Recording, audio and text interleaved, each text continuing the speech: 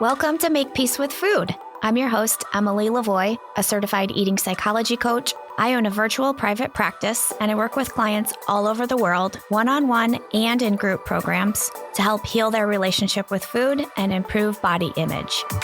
Here at Make Peace with Food, we believe food is not your enemy, that eating should be fun and bring you joy and pleasure, not stress and guilt. To keep this a safe space, I will try my best to avoid mentioning numbers like calories and weight, as well as other potentially triggering content, but you know yourself best, so please avoid any episode topics that may not feel helpful to where you're at in your healing journey. This podcast is for educational and entertainment purposes. It's not a replacement for medical or mental health advice, diagnosis, or treatment, nor does it provide a client or patient relationship. Consult your own provider on any changes you're thinking about making.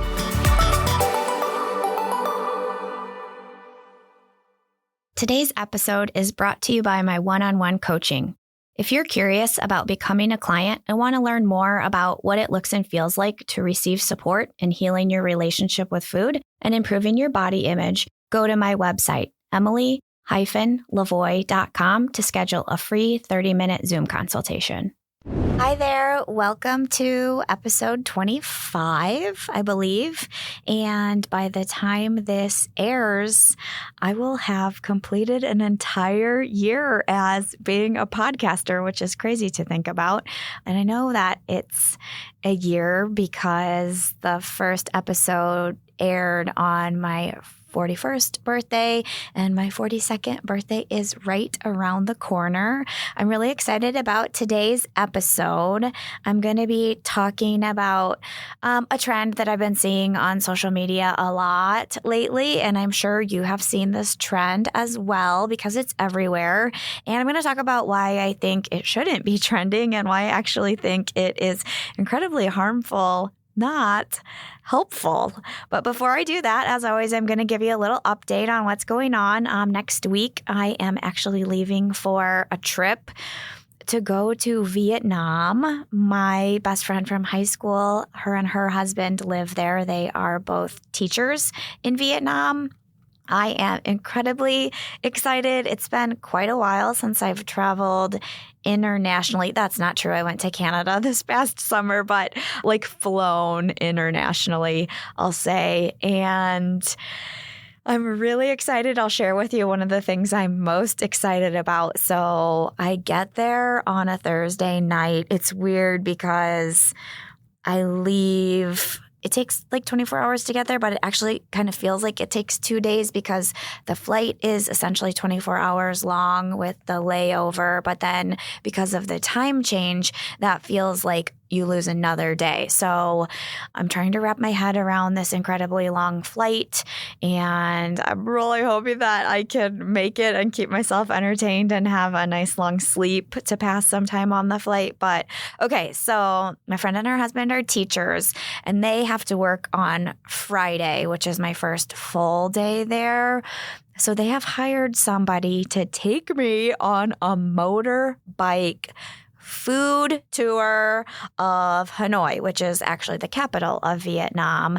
And I am so excited. I am so happy that I have done work to heal my relationship with food. And I am not at all concerned or freaking out or nervous about the calories or what eating this food is going to do to my body. It's like, okay, this is going to be one day of probably some of the most amazing and interesting food I have ever or will ever get to try. Like, I'm just looking forward to the experience so much. And I'm also like, I want to try all of the things. I love noodles for some reason. I feel like it's going to be a lot of like noodle dishes. I cannot wait. I love like Asian flavors, and like I love how they mix so many vegetables into their dishes, and I just want to try everything. And I'm like, how do I make myself not get full so that I can try everything? And I'm just like trying to remind myself, like, this is a once in a lifetime thing. I don't have to eat every single thing that I try, meaning like finish it in its entirety. Like just take a couple bites. If I really enjoy something, yeah, maybe have some more, but like I want to try all of the things and I can't wait. So I will let you know how that goes the next time that I'm in the podcast recording studio. I'll give you a little update on that.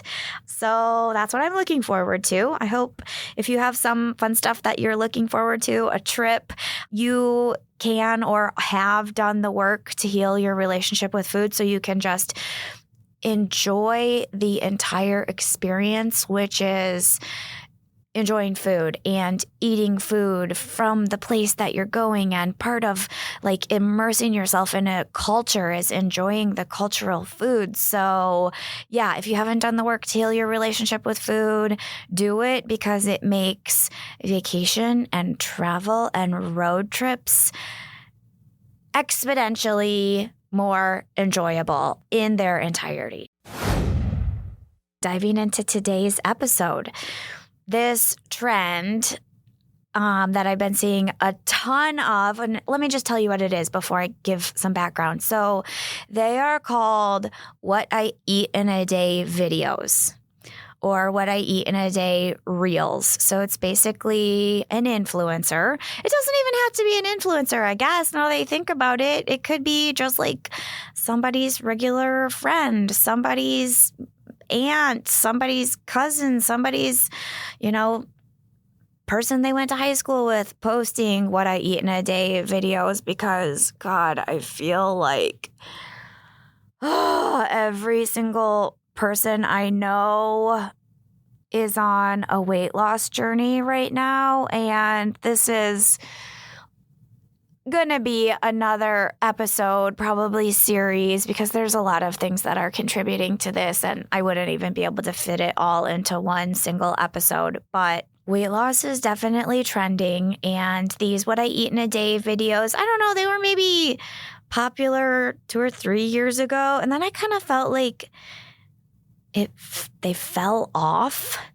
But now I see them coming back and trending again. And what I'm going to talk about today is like why I think they're harmful, and why, if you are seeing these kinds of posts or reels or videos in your social media feed, I would recommend actually just unfollowing the person who is posting them, because they're probably not going to stop. They're probably posting them very often, because people who are on viral, quote unquote, weight loss journeys, they're probably talking and thinking about food a lot, because there's this really cool thing that happens. If a person is not eating enough food, it's really likely that they are thinking about food obsessively. And that's part of your body's way to notify you or signify that you are not feeding it enough. It is hungry. It needs vitamins, minerals, nutrients, energy that we receive from food. It hasn't had enough to meet its needs, and it won't let you stop thinking about food because it's trying to remind you to meet its needs. So it's kind of actually cool when you think about it. Like, my body is doing exactly what it's designed to do, and it knows when its needs aren't being met, and it's doing its job to make sure its needs get met. And yeah, I could go on and on about quote unquote food noise. This is related to Ozempic or GLP-1s or semaglutides. But yeah, that's going to be an upcoming entire episode, or like I said, an entire episodes series.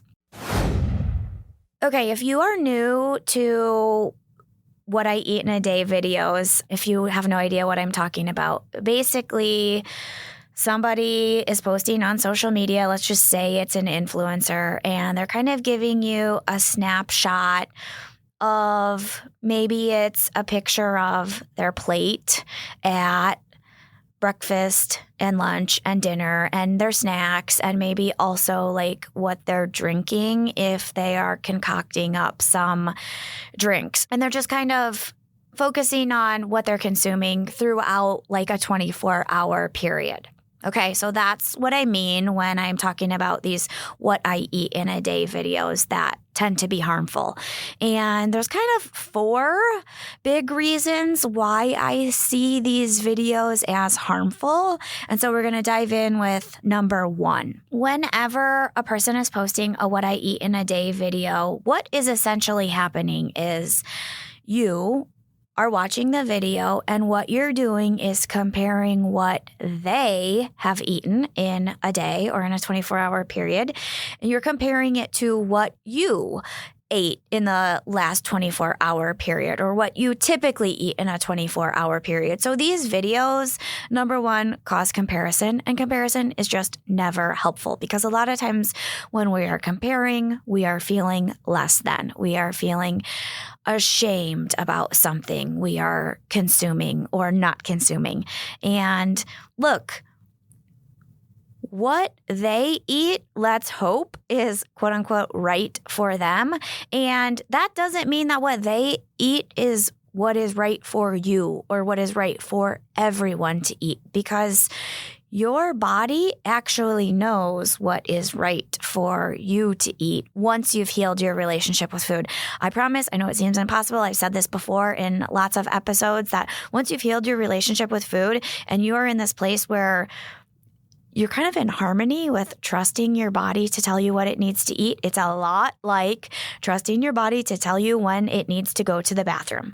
And you just get yourself up and go to the bathroom. You don't overthink it. You don't rely on an Apple Watch. You don't eat or you don't you don't go to the bathroom and use the restroom by the clock. You just wait for your body to send you some subtle signals that you need to go get yourself to the bathroom. And if you're unable to get to the bathroom, those subtle signals start to ramp up and become louder and louder and more urgent. And then eventually, hopefully, you can get yourself to the bathroom and relieve yourself. And you just trust that. You don't feel like you are living in fear of it, or you need to rely on an expert, or you feel a bunch of guilt and shame, or that you're not doing it quote unquote perfectly. I know this probably sounds silly. It's supposed to. Or maybe very similar to like if you are thirsty, you get yourself a drink and you trust your body and your thirst mechanism to tell you when and what to drink. And you don't like live with tons of fear and guilt and shame and thirst noise, like food noise. So yeah, circling back, as always, digressing, but circling back. It's easy to think when we watch these videos that these influencers are eating quote unquote right and you're eating quote unquote wrong. That's comparison. Or that they're eating quote unquote better than you, or you're eating quote unquote worse than them. That's also comparison, right?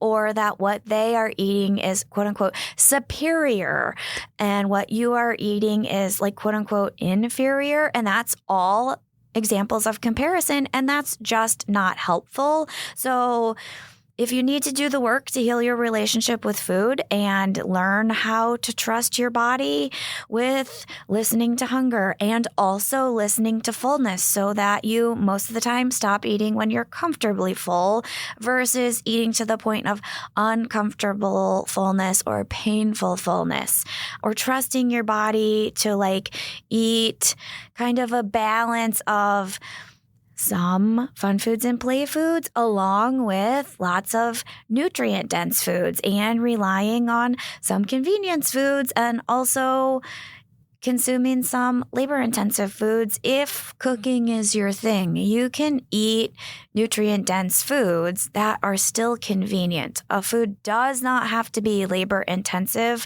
for it to be nutrient-dense, okay? Convenience foods are not always fun foods and play foods, okay? So I hope you understand that. Just wanted to clarify for a second. But again, it's better and more mentally healthy to think that, hey, everybody should just eat what is right for them. And just because this person is eating this way doesn't mean that it's right for me or that I should compare what they're eating to what I'm eating, because we all have different activity levels. We all have different stress levels. We all get different amounts of sleep. Some people are struggling with chronic diseases or unmanaged symptoms. All of these things combined impact what is right for you to eat versus what somebody else's food needs and nutritional needs might be different than yours, or why somebody else's appetite might be different from yours, or why the quantity of food somebody else eats might be different than the quantity of food that is quote unquote right for you to eat. So I hope you are understanding where I'm going with that. Okay, number 2. This is another big reason why I find these what I eat in a day videos to be incredibly harmful and triggering. So besides comparison, second, a lot of times the people who are posting these videos have no formal education in the field of nutrition. So basically, when a person posts these what I eat in a day videos, they might unknowingly, they might not be aware of this or realize it, but they are in some weird way, shape, or form giving nutrition advice. Because, like I said before, in number 1, we're thinking that, what they're eating is quote unquote right. And in a lot of states, it's actually illegal for a person who doesn't have a degree, an undergraduate degree or a master's degree in nutrition, or a person who has not sat for the licensing exam and passed to become a licensed registered dietitian, to give out nutrition advice. So, I mean, if your great aunt's second husband's daughter is posting what I eat in a day videos, they don't realize this, but they are essentially giving out nutrition advice if they're saying this is what I eat, and it's causing people to think that they should eat the same way or what they're eating is superior. And it's a shame that I need to say this and remind you of this, but don't take nutrition advice from teenagers on social media. Don't take nutrition advice from people who are uneducated in that field. Even if a person has lost a bunch of weight, don't take nutrition advice from them. Even if a person lives in a body that you feel is admirable looking, that doesn't mean they have the right to be giving nutrition advice. It probably just means they have genetics that cause their body to look that way. And there's so many uneducated people out there giving not only nutrition advice, but fitness advice. Please be careful who you are taking advice from on social media. I could expand on that and say there's people who are like uneducated in the medical field, like not doctors in any sort of the way, not nurses, no formal education in the field of medicine, giving medical and health advice. Just please, please, please be so careful who you are taking advice from, especially if you are a listener who is like a child, a teenager, a preteen. If you're in high school, even if you're in college, it just scares me to death knowing that there's young people and they're not necessarily capable of like teasing out who they should be taking advice from and who they shouldn't be taking advice from. So that's why I'm just going to go out on a limb and say, if you're following someone that posts what I eat in a day videos, regardless of if they are formally trained or if they aren't formally trained in any type of education, just go ahead and click that unfollow button. You don't need to be following them. They're probably uneducated and they're probably saying things and sharing things that are causing you to compare. Okay, so that was number 2. Moving on to number 3. Oftentimes, when I have watched one of these what I eat in a day videos and I look at what a person is eating or consuming,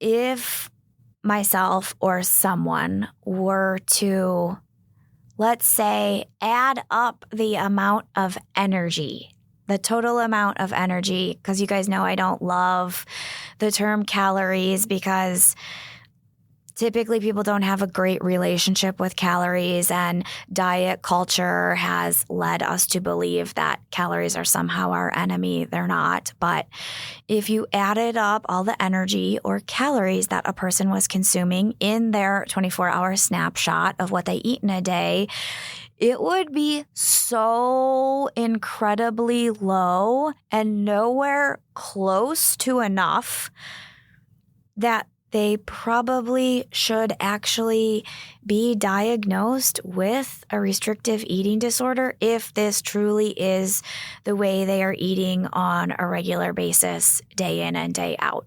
A lot of times it's nowhere near enough, not only to meet caloric needs for the human body, but a lot of times they're probably not meeting the needs for certain vitamins, certain minerals, certain nutrients.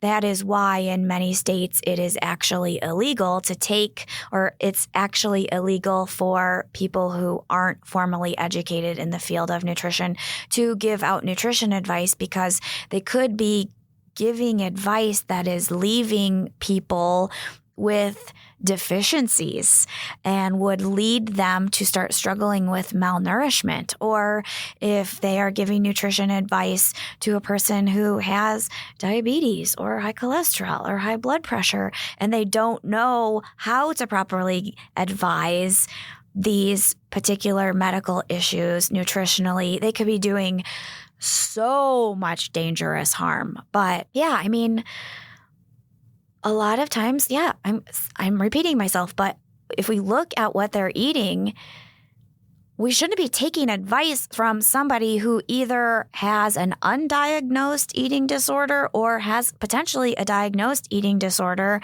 and they're giving advice and like they're eating less than enough and they're encouraging other people to eat less than enough and potentially also develop and struggle with a deadly eating disorder. It's just like so screwed up. And a lot of times, so eating disorders, they're not only about what a person is or isn't eating, they're also about the thoughts about food that are present. So a lot of times people with eating disorders are following or attempting to follow these incredibly strict food rules, and they have lots of thoughts and behaviors around food that are disordered. And so a lot of times I'm just like curious, like, oh gosh, these people posting these what I eat in a day videos, we don't know what their thoughts about food are or the food rules that they're trying to follow are. And if they are potentially disordered, we are taking advice from somebody who's, coming to, ironically enough, coming to the table with disordered thoughts around food and encouraging people to adopt their same disordered thoughts and behaviors around food. So it's just like, oh, cringe, so harmful. Okay, so that was number 3. Moving on to number 4. When it comes to what I eat in a day videos, there's an unspoken assumption that, oh, this is what this person is eating in a day, and I like the way that their body looks. I wish my body looked like their body. I wish I weighed what they weigh. And if I eat the way they eat, then I will also look the way they look. False, false, false, false, highlighted, underlined, capital letters, exclamation points, written in italics. That is so false. We all have different genetics. And I've said this before in a previous episode. If every single person on earth ate exactly the same thing in the exact same quantity at the exact same time in the exact same calories in the exact same macros, we would all still look just as different as we look now. There would still be people in small bodies, and there would still be people at the opposite side of the spectrum in much larger bodies, even if we all ate the same exact way. I'm going to add on to that and say, even if we all worked out and ate the same way, if we did the same exercises for the same amount of minutes at the same exact intensity and burned the same amount of energy and, did the same reps and sets at the same exact weights, we would still look just as different as we do now, because the way we look is largely related to our genetics. And it is not as simple as just, if I eat what they eat, I will look like them. If I work out the way they work out, I will look like them. We need to take that thought out of our head and throw it in the dumpster. Get rid of it. Get rid of it as soon as you possibly can.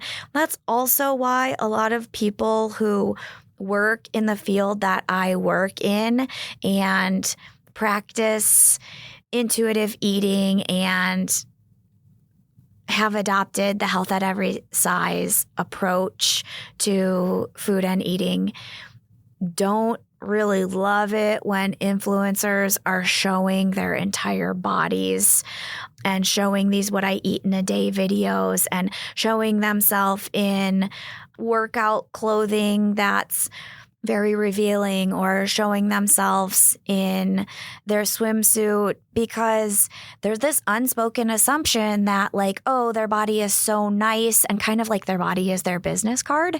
And it's just not true. Your body is your genetics, and some people's bodies fall closer to the fucking stupid beauty standard. And just because you eat the way that they eat or exercise the way they exercise doesn't mean you're going to ever look the same as them. So, yeah, I've kind of gone on several tangents, but I know you are understanding what I'm saying. I know you're picking up what I'm putting down.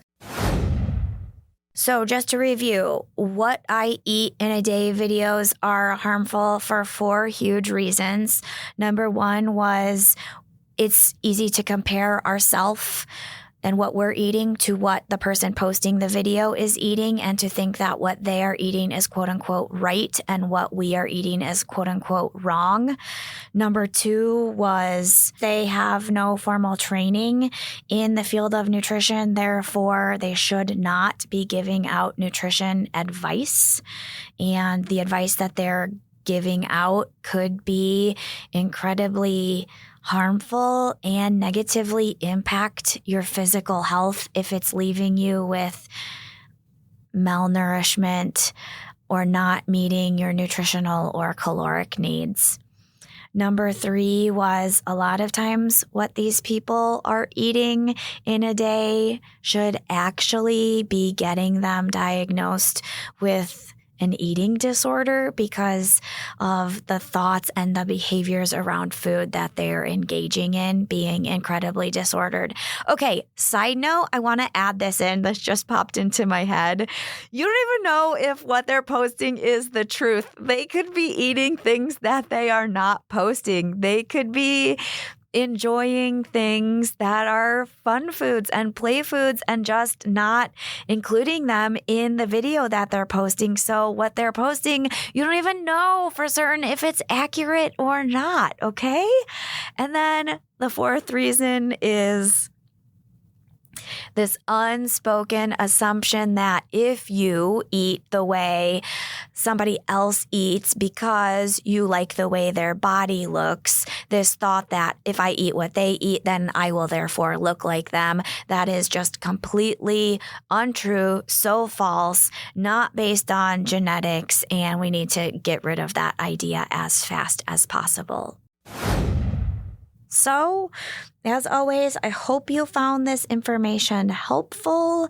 I will see you in the next episode. Please take great care always. And remember, food is not your enemy and your body is just fine the way it is. It is not flawed, broken, or in need of fixing. Bye. That's the show. Thanks so much for listening. If you enjoyed it, I'd be so grateful if you take a minute to follow or subscribe to the podcast and leave a rating and review on Apple, Spotify, or whatever podcast platform you're listening on. It helps others to find the podcast and continue spreading this important information to more people who need to hear it. This podcast is made possible by paid supporters at patreon.com/makepeacewithfood. They're truly what keep this show going so that I can pay my assistant, editor, producer, and allow me to keep sharing all of this content and doing this important and needed work with you all. Go to patreon.com/makepeacewithfood to sign up for as little as $3 per month. Make Peace with Food is hosted by me, Emily Lavoie. It's produced and edited by Jake Lamore at Pathfinder. Thank you so much for your support.